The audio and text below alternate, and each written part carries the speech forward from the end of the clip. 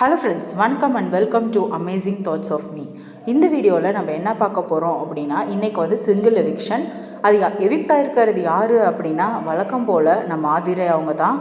அவங்க ஆல்ரெடி இந்த nomination list வந்தப்பவே நம்ம சொல்லியிருந்தோம், இந்த தடவை அவங்க எவிக்ட் ஆகிறதுக்கு தான் சான்ஸ் ஜாஸ்தியாக இருக்குது அப்படின்னு. ஏன்னா ஆதிரை பண்ண சம்பவங்கள் அப்படி. ஃபஸ்ட்டு வீக் வந்து அவ்வளோ நல்ல ஓட்டு வச்சுருந்தாங்க, ஆனால் தேர்ட் வீக்கே இப்படி எவிக்ட் ஆகிற அளவுக்கு ஆகிட்டாங்க.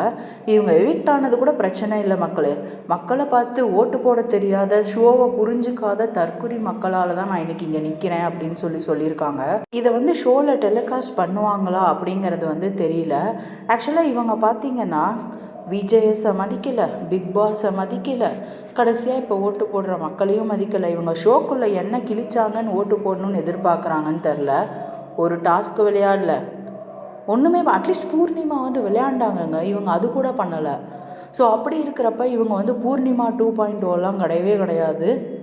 இவங்க ஒரு கிரிஞ்சு கண்டென்ட்டை உள்ளே வச்சுக்கிட்டு இதை வச்சுட்டே நம்ம ஒரு 70-75 டேஸ் ஓட்டிடலாம் அப்படிங்கிற நினப்பில் வந்திருக்காங்க. என்ன பண்ணுறது, அந்த நினப்பாகவே போயிடுச்சு அப்படின்னு தான் சொல்லணும். இன்றைக்கி ஃபர்ஸ்ட் ப்ரோமோ ரிலீஸ் பண்ணியிருக்காங்க பிக் பாஸ் டீம். அதில் அந்த ப்ரோமோவில் பார்த்திங்கன்னா, எப்பயுமே ஞாயிற்றுக்கிழமை கேப்டன்சியை பற்றின ரிவ்யூ இருக்கும் இல்லையா, அதே மாதிரி இன்றைக்கி கேப்டன்சியை பற்றி கேட்டாங்க. அதுக்கு வந்து எல்லோரும் அவங்களோட ஆன்சர் சொன்னாங்க. வழக்கம் போல் கம்ருதீன் சொன்னது அங்கே இருக்கிற யாருக்குமே புரியல, விஜேஎஸ்க்கும் புரியல. அவர் உடனே பார்வதியை எழுப்பி விட்டு, நீங்கள் அவர் என்ன சொல்கிறாரு அப்படின்னு சொல்லி கேட்டு சொல்லுங்கள் அப்படின்னதுக்கு, அவர் சொன்னதை நான் இன்னும் கேட்ச் பண்ணல சார் அப்படின்னு சொன்னாங்க.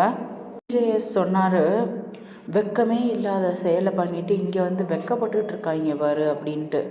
இதுக்கு நடுவில் ஒரு கவுண்டர் வேறு போட்டார். ஜெயிலுக்குள்ளே பேசின மாதிரி குசு குசுன்னு பேசாதீங்க, சவுண்டாக பேசுங்க அப்படின்னு சொன்னார். இந்த கவுண்டர்லாம் வந்து கேட்கும்போது ரொம்பவே நல்லா இருந்துச்சு. ஆக்சுவலாக அன்றைக்கி வந்து அவங்கள ஜெயிலில் வச்ச டைம், ஆக்சுவலாக மற்ற கண்டஸ்டண்ட்டை வச்ச டைமை விட இவங்களை உள்ளே வச்ச டைம் வந்து ஜாஸ்தி. அதுவும் இல்லாமல் இப்போ அவங்க ஜெயிலில் இருக்காங்க அப்படின்னா மற்றவங்க ஏதாவது கண்டென்ட் கொடுத்தா லைவில் வந்து மற்றது வரும். ஆனால் அன்னைக்கு லைவில் பார்த்தீங்கன்னா 24/7 இவங்க 2 பேர் தான் வந்துட்டு இருந்தாங்க. லைக் 24/7னா லைவில் வந்து இவங்க நிறைய தெரிஞ்சிட்டு இருந்தாங்க அப்படின்னு தான் சொல்லணும். இதை பற்றி உங்களோட கருத்து என்ன அப்படிங்கிறத கமெண்ட் செக்ஷனில் போடுங்க. உங்களுக்கு என்னோடய சேனல் பிடிச்சிருந்தா லைக் பண்ணுங்கள், ஷேர் பண்ணுங்கள், மறக்காமல் சப்ஸ்கிரைப் பண்ணுங்கள். அது வந்து உங்களுக்கு பிக் பாஸ் அப்டேட்ஸை உடனுக்குடனே கரெக்ட் கொடுப்பேன். Thank you friends.